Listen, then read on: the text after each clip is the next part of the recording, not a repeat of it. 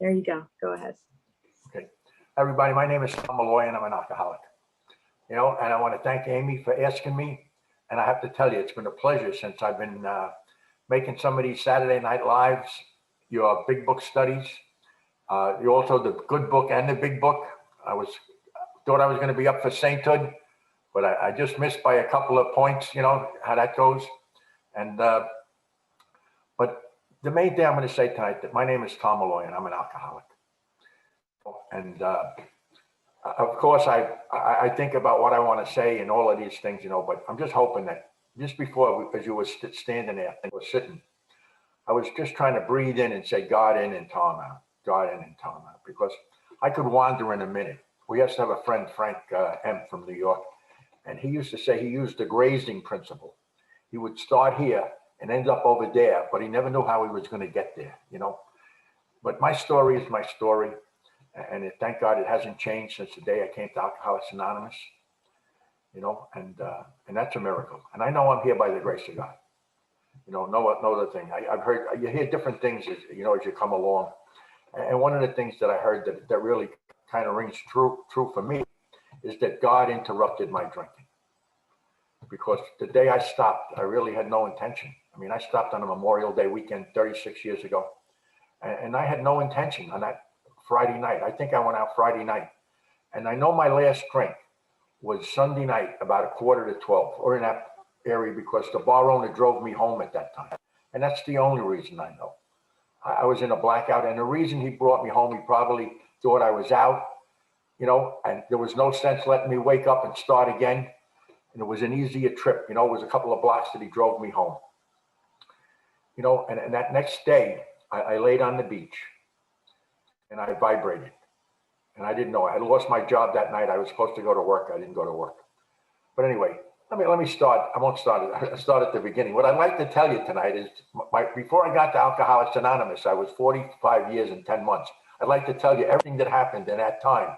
And then I'd like to tell you everything from that time to the present, which would be here for months. But anyway, my upbringing, I was born in the Bronx. My mom was a stay-at-home mom. My dad worked for the Transit Authority. We moved to Rockaway when I was 10. It was a beach community.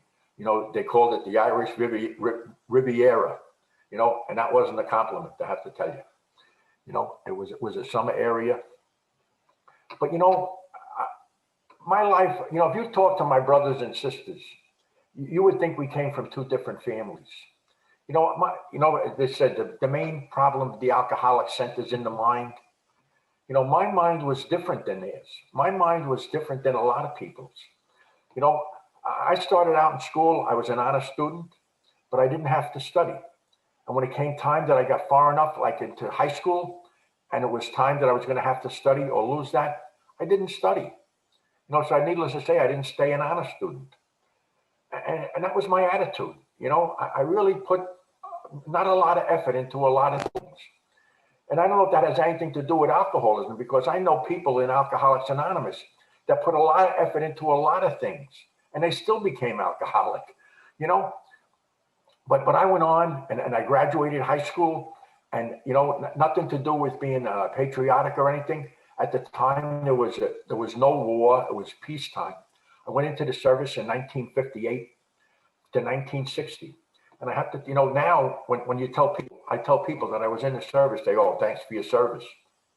It was the most peaceful time from the Revolutionary War to the present.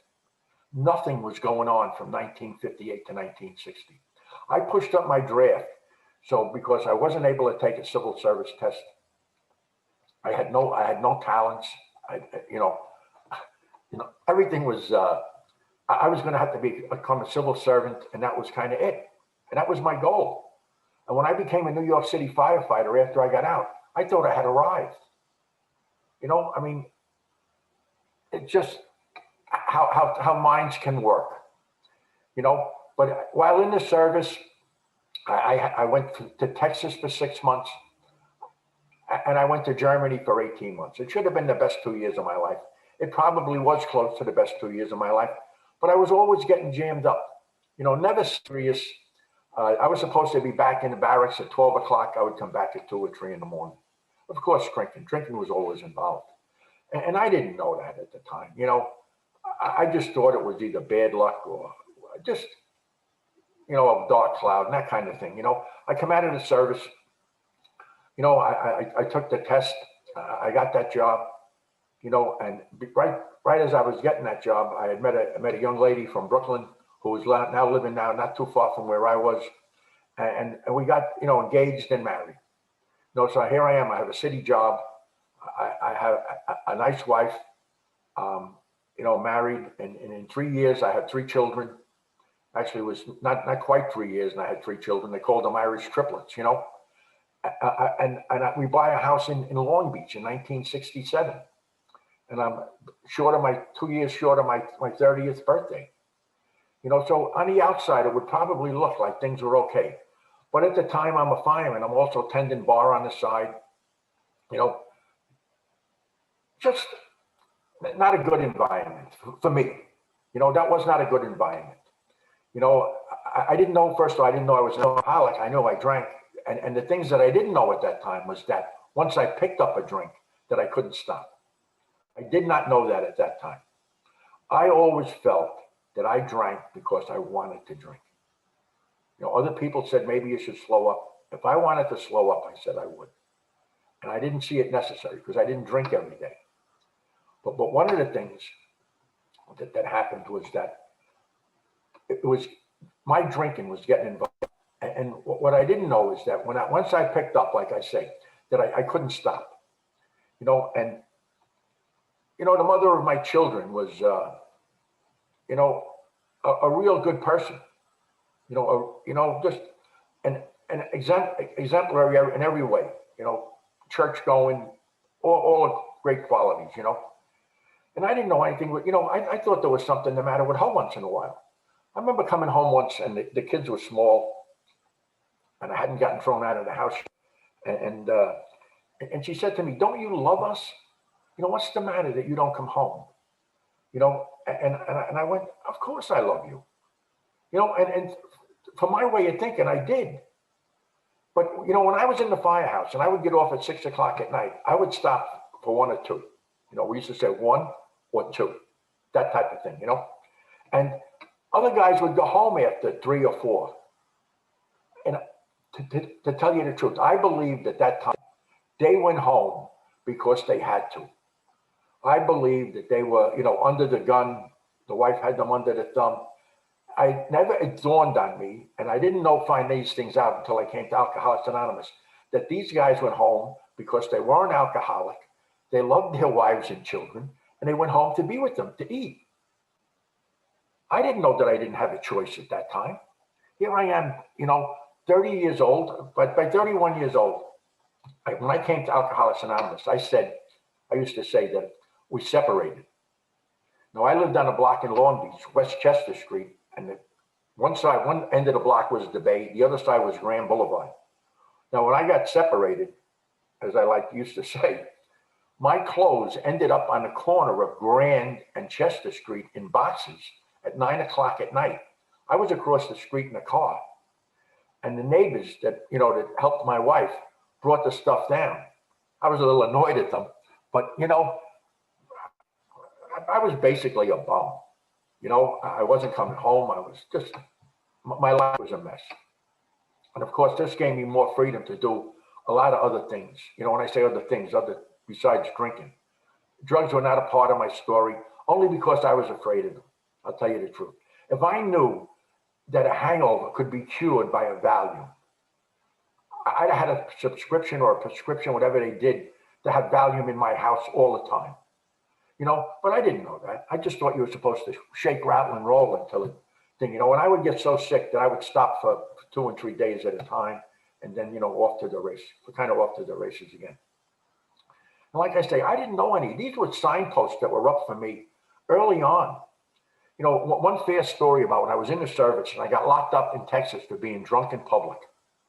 I insisted that I wasn't drunk in public. I was in a blackout. I had no idea if he took me out of a car or what happened. We were out, So the next day, they let me out. I had to post a $25 bond.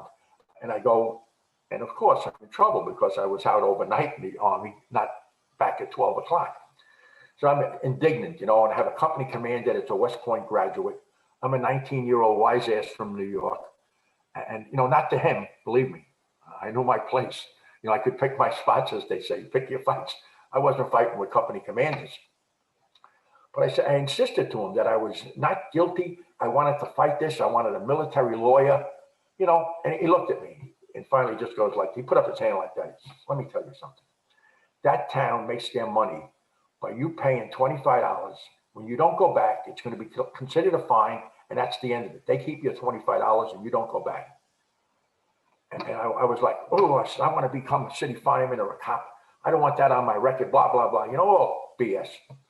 He says to me, let me ask you a question. He says, what time did that police officer arrest you last night? I says, 12:35 a.m. He says, what time were you supposed to be in the barracks here?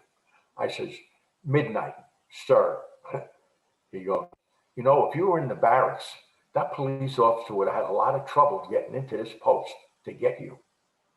Oh, and I have to tell you, I was furious. I couldn't show it. But I was so annoyed that he showed me that it was my fault that it happened, not theirs. And that's the case my whole life. More times than not, I would try to figure out what somebody else did, not what I did. I was at a meeting yesterday. It happened to be a step meeting. And a young girl, I don't think she's a teacher, but I'm telling you, she should have been. She went over the fourth step as good as Joe and Charlie. And she just explained, how things happen, and how we do things, and I had none of these ideas.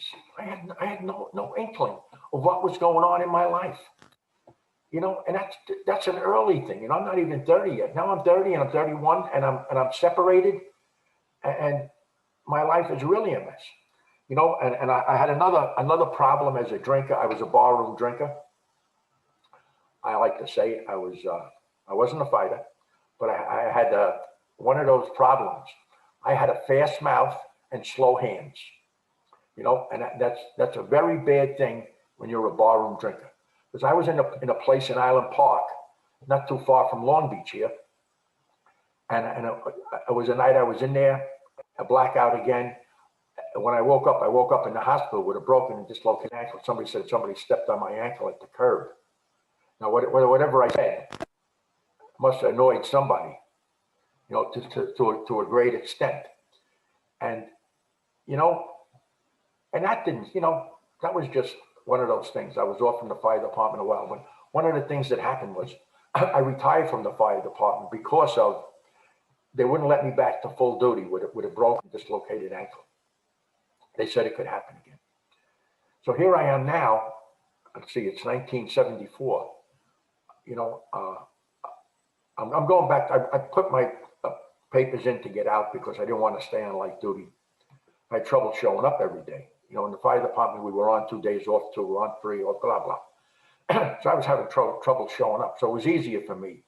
So I went back to school and I got through my first year at Farmingdale. I was taking air conditioning, refrigeration, and heating.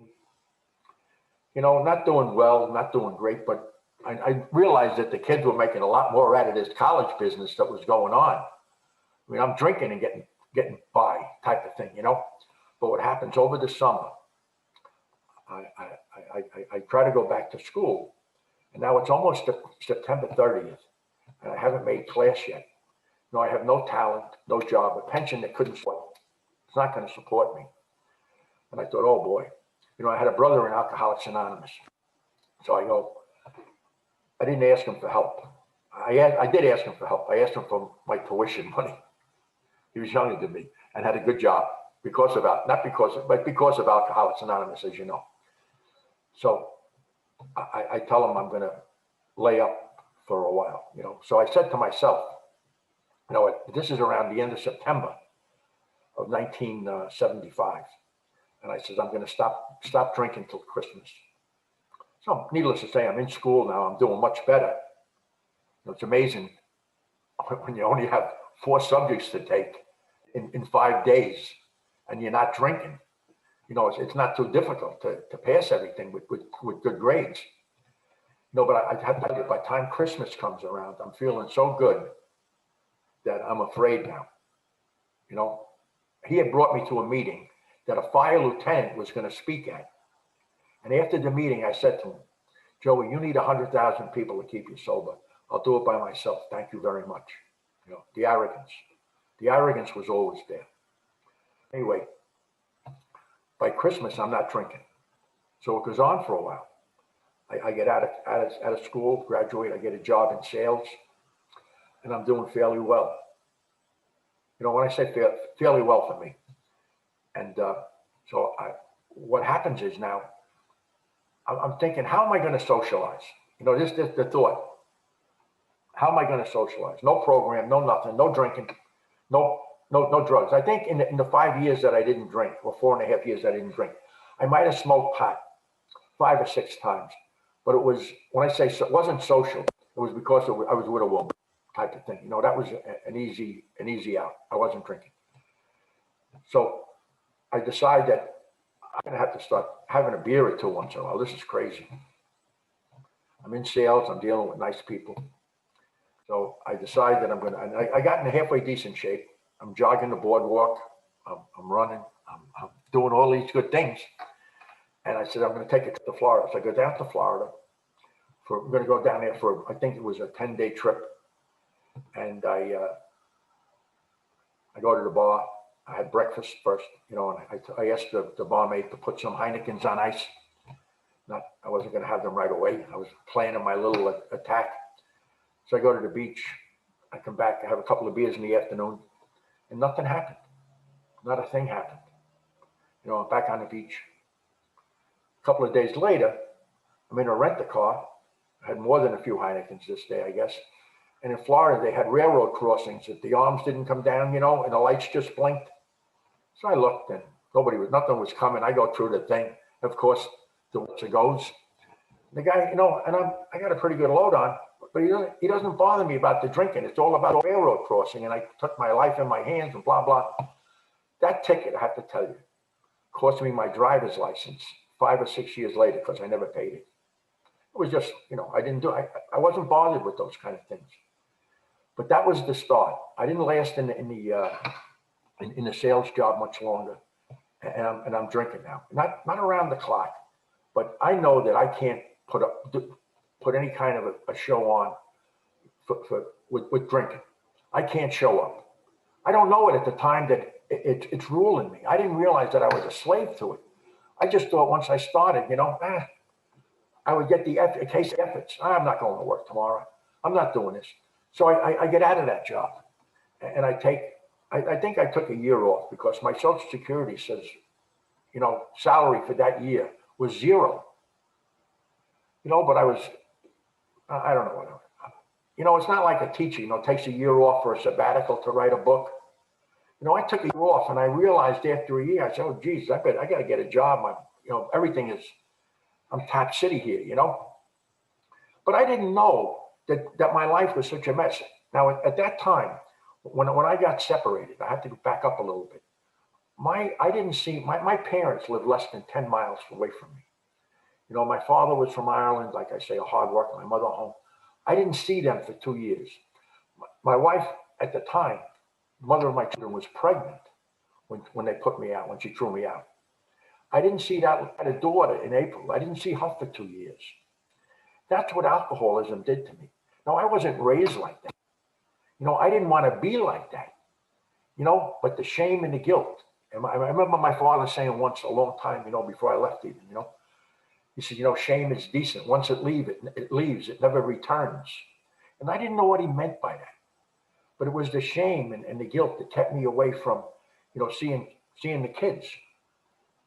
The other thing, during that time that I wasn't drinking, my 2 oldest children took me back to family court for non-visitation. Now I'm going to tell you, that's alcoholism, but that's being a dry drunk, because I used to think it was my way or the highway. Now these kids were teenagers. Their mother was, you know, getting ready to be remarried, or if she wasn't remarried, and they weren't putting up with my crap, my way or the highway. You know, I was out, and they opted not to see me. I have to tell you today, because of Alcoholics Anonymous, those were 2 of them the two oldest ones are the ones I visited. Not that I don't see the others, but the two oldest I visited in Denver and Minnesota. Excuse me. I have a great relationship with them today, but I know it's because of Alcoholics Anonymous and the grace of God. Both of them are not drinking. I have a daughter that doesn't drink. She doesn't go to meetings, but more miracles could happen. But all of this stuff happened that I said happened to me. Now it turns out, like I say, that bartender drove me home, and I went down to the Union Hall. Now, I don't know if you heard Barry when he was talking. He's from County Cork. The president of my union was from Cork. I didn't know Barry at the time. And I said to him, I went down, he says to me, what do I have to do? And he knew the troubles I was getting into. He says, what do I have to do? Hit you in the head with a 2x4? I said, no, Bill. I says, I'm going to Alcoholics Anonymous. Oh, he goes, thank God. No, I haven't been to my first meeting yet. But I told him that I was going to go. The bartender I knew was in Alcoholics Anonymous. And I thought to myself, geez, that was a little drastic. I thought he was going to say you're being a little over, But I found out later that he had a brother that was living on the streets of New Jersey. So he knew more about alcoholism and Alcoholics Anonymous than I did at that time. But that was my entry into Alcoholics Anonymous. And that was I went to my first meeting, I think around May 30th. My sober date was May 27th. I think it was around May 30th. It was a Wednesday. And it happened to be a group that Mary Lou went to. Now, I might have saw her that night, but I didn't meet her. And we didn't start. She was ahead of me, so I always say she 13-stepped me, but she really didn't. We didn't start going out till 6 or 8 years later. But that was my first meeting. And when I went there, I have to tell you, I looked around the room. It didn't look anything like Hickey's, I have to tell you. There was nobody dribbling. There was nobody nodding, And they all like this group here tonight. They're all alert, awake. I thought they fell asleep on the Long Island Railroad once or twice, and they had nothing better to do on a Wednesday night, so they went to Alcoholics Anonymous. Again, the ego, the arrogance. But now, from that point on, I have never picked up a drink or a drug. But I have to tell you, my first year was a recipe for disaster. A couple of firemen I knew were in the program. I would go to a meeting with them once in a while, but then I wouldn't call them for a month and a half. And I would go, Jimmy. He'd go, who is this? I said, Tom, you know who it is. And he said to me one night, really serious, because he was a pretty happy-go-lucky guy. He says, Tom, there's more to this than not drinking. And I didn't get that yet. I knew I couldn't drink from having drank and stopped and started drinking again. I knew I couldn't drink, but I didn't see what was necessary. And there's a guy that speaks. He used to work at GSO, and he said, and I wasn't so much of an isolator, but if I wasn't drinking, I was. And he said, when we're lonely, he says, what an alcoholic will do, will turn to isolation to fix it. That's about as bad as you can get. So I'm 6 months, 7 months without a drink. I go to this Rockaway Beach meeting. And now I knew they used to all go to the diner on 116th Street. So I knew some by sight because I grew up in Rockaway. I knew some of them because I knew them, So this night, this gal is going up there, and she's not staying. So of course, at this time, I'm still not driving a car. I don't have a car, but I had a bike, and I like to say it was a nice bike, the arrogance again. But she drops me off, and I walk into the diner, and I sit at the counter. Now, the table starts filling up in the back. I knew most of them, but again, not knowing and not being a member, I was not drinking, but I had gone to a few meetings. But not being a member of Alcoholics Anonymous, I didn't know that everybody was welcome at that table. So I sat at the counter and had 2 cups of coffee and got up and left. And that's 6 months without a drink. Now, it was a short time after that, a guy I knew started a group. And I joined it, and I became the secretary and the thing, and it was a miracle, but it's still not into the steps. I was the chairman. I was like Amy. I was getting speakers, and I asked a woman to take the 10 steps. I hadn't done them. I hadn't done any of the steps, But it's easy. You just ask somebody. So I said to her, have you officially done the 10th step? And she looked at me. She says, what kind of a question is that? She says, I do the 10th step every day. And I thought, what the hell is that? And I have no idea. Now I'm the chair, you know. In AA, you don't have to be too smart to be the chair. You know, you have to just open the meeting, and the meeting takes care of itself, as most of us know here. You know, so this guy that running this group, not running the group, but he was a counselor for sanitation in the city of New York, and then for the steam fitters. So a knowledgeable guy. So they're doing a 4th step workshop, and I go away. He brings me to it. I think it was in Long Island, and I looked at when the guy explained all this stuff. I said, how difficult is this? So I go home. I can't put the pen to paper. And I read that part in the book. It says we think well before taking a step. And that's about the 3rd step. But I thought they were talking about the 4th step. And I'm doing a lot of thinking, but I'm not getting very far ahead. But because I went to a Catholic school, 12 years of Catholic education, then I know about it. I believe in God. I went to confession. That was like you get out of jail free card, go to confession. You go to confession on Saturday, and you can start over again on Sunday, a clean slate. The only chance I had of going to heaven if I got killed walking out of the confession, I think sometimes, and that didn't happen either, as you can see. But it was like, that was a schemer, without 2 nickels to rub together and stuff, And so I come home from this 4th step workshop, and I'm thinking, this is what the hell's going on here, And they had the sheets like the Joe and Charlie sheets. I hadn't been to a Joe and Charlie yet. And they had the sheets, and I looked at it, and I wasn't honest with myself. And I didn't know that at the time. I go to another one, it's away, and it's up after something. There was a court case where a girl was molested up in Wappinger Falls, New York. Al Sharpton and all of these people had been up there like 6 months prior. And I'm up there now at an AA kind of retreat for a 4th step workshop. And I'm saying, why is this Wappinger Falls sticking in my head, like a rocket scientist, And somebody says, oh, Christ, that was the big trial up here. I said, oh, no. Didn't mean anything to me at the time. Again, I come home and I can't do my 4th step.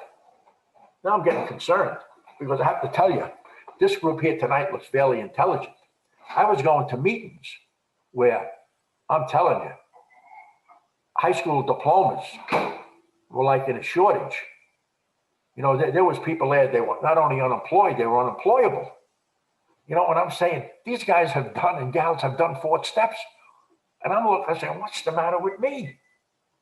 Now, by this time, I guess I'm around 18 months without a drink. Of course, the simple thing, do the 3rd step, turn my life in my will. And I used to think, honestly, if I turned the part over about the drinking to God, that would be enough. That would keep him busy. But I had no idea that it was all of my life. And once I did that, the 4th step, then right around that time, I met Lou Ann's uncle, who had not preceded me into the program. He came in after me. And he was on fire. As Lou Ann is a student, this guy was a student. Both of them, they were a match pair. So he says to me, you're getting taught. We get the 4th step. I get my 4th step done. I do it with a policeman that was a member of the group. And I still don't think, but after I do my 5th step, I feel like I'm at least a member of Alcoholics Anonymous, like a dues paying member now. I can say something. So of course we're looking at 6 and 7, and I have to tell you, I really didn't think I needed to get, but once I got back with God, it was the first time in my life now, I'm probably close to 48 years old, that I ever looked at what my part was in any of this. Never before. And it's almost embarrassing to say, because I hear young people come into Alcoholics Anonymous, young girls and guys talking about, I knew something was the matter. Now they're 22 and 23 years old. when I was 22 and 23, I knew there was something the matter, but it wasn't me. It was everything else. There was nothing the matter with me. I had a high school diploma. I was a city firefighter. You lied him, we fight him. Couldn't take care of kids, wasn't paying, child support, doing nothing. And I think I'm okay. But anyway, this Luann's uncle, Barry, a good friend of Barry's as well, says to me, this is like Christmas time of '87. And he says, what are you doing July 4th weekend? And I looked at, to me, that's such a ridiculous question. Here it is December. I don't know what I'm doing New Year's, never mind in January, July. He says, listen, he says, I'm going to sign us up for a convention in New York. He says, state convention. Oh, yeah, go ahead. Of course, Billy's like a dog with a bone. Once you tell him, okay, he's got it. He ain't letting go. So we go to the convention. It was terrific, good speakers. I enjoyed myself.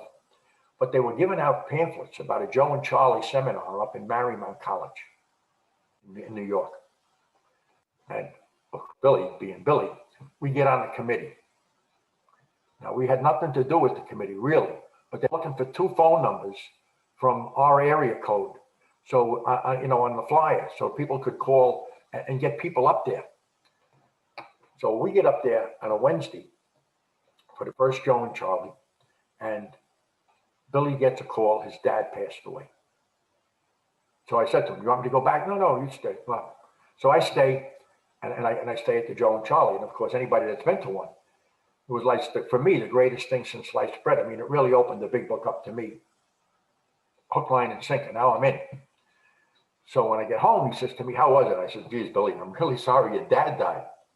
But you missed, I was almost going to say to him, you should have postponed the funeral. But you can't say things like that to people, when their dad just passed away. So he said, would you ever go again? Oh, I said, in a heartbeat. Again. You don't have to tell him twice. Next thing I know, it wasn't 3 days later. He says, listen, you got to make plane reservations for May, Mother's Day weekend in May. I said, for what? Where are we going? He says, we're going to Pompano Beach, Florida. He says, Joe and Charlie are giving another one, but it's 4 days this time, not 3. I go to Florida, single, what's the difference? Of course. So, of course, then we started going, I started going, I met many of them down there. But it opened my life. And I went, Billy was a student and big book studies with Barry, he did them.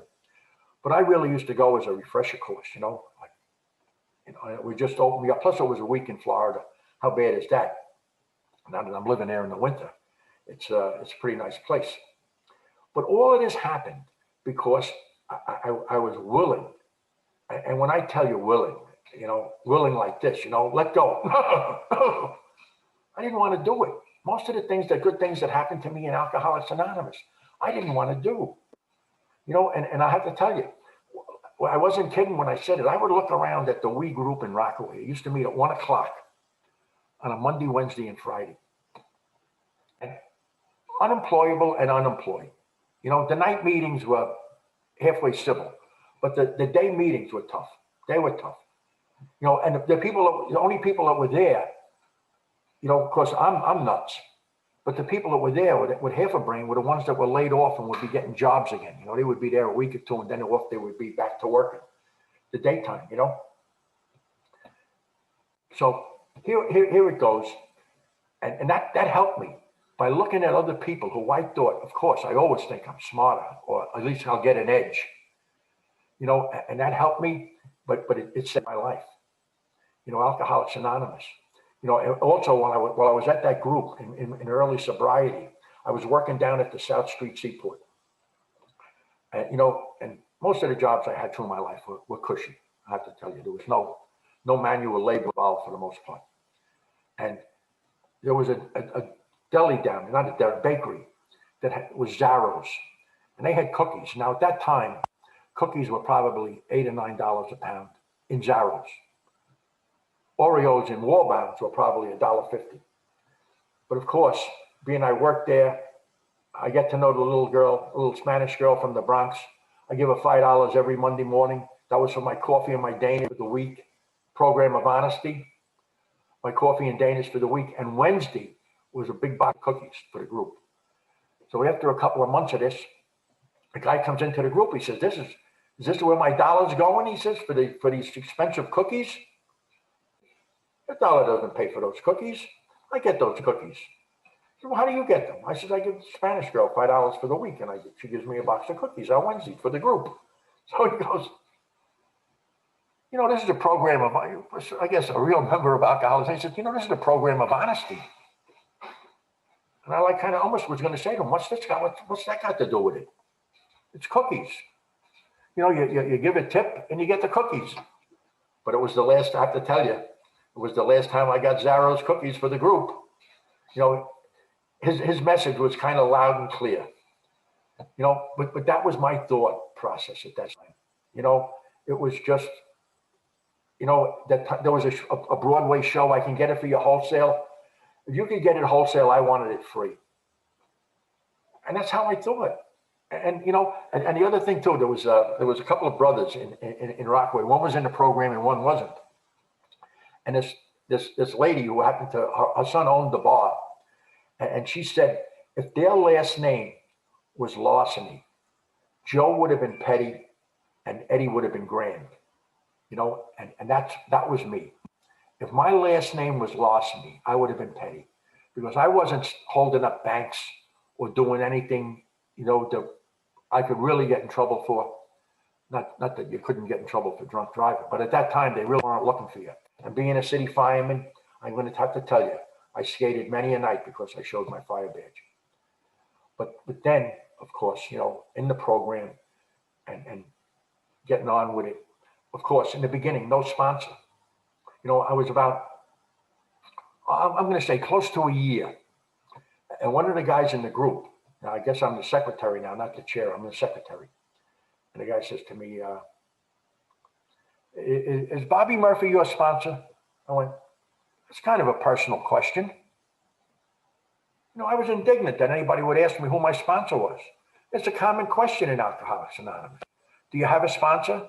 They might not ask you who it is, but most people can figure it out. Of course, I didn't have one. That's why I was so defensive. And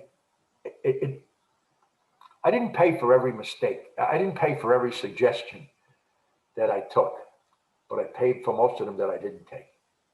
It was just one of those things. I got married in early sobriety to somebody that I was going with while drinking. I stopped drinking, then she stopped drinking. We, on again, off again, on again. Of course, the third time that we got back together had to be God's will. I didn't ask anybody, but it had to be God's will. And I got married, and that lasted about a year and a half in sobriety. And Lou Ann's uncle made a comment one night, somebody was talking about ex-girlfriends. He says, Tom Malloy has no ex-girlfriends. Anybody that was his girlfriend, he married. Tom Malloy has divorcees in his life, no ex-girlfriends, which was almost true, but not knowing. And then after that, botching that all up, I go to a New Year's Day party in Rockaway, and Mary Lou happens to be there. The girl that's having the party is a friend of it. She says to me, how's Eileen? I said, Eileen's good. And about 15 minutes later, I said, we're separated. I'm getting a divorce. Oh, so I had been to meetings that Mary Lou went to, and we kind of liked each other.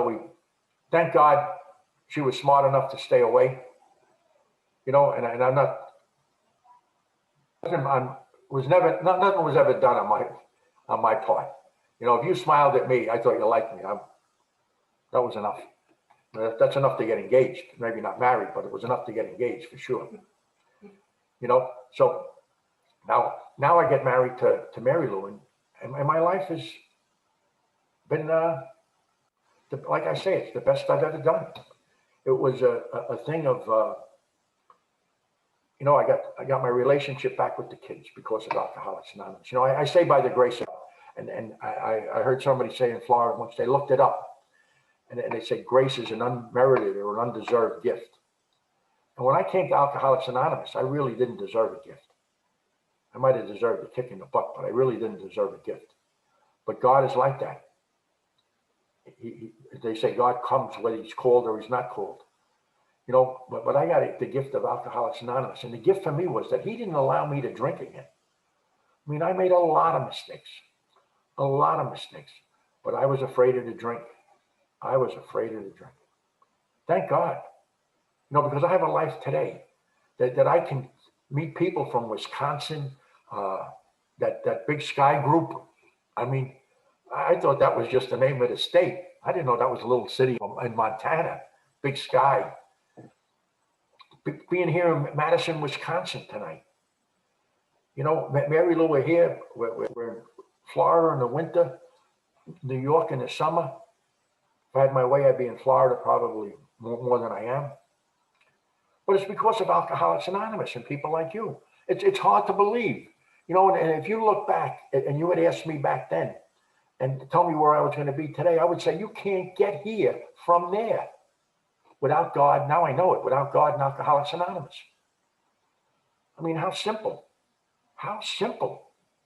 You know, and I have to, the other thing I want to say is I'm a couple of live meetings now, and people have 58 days, 62 days, 128 days, 250 days.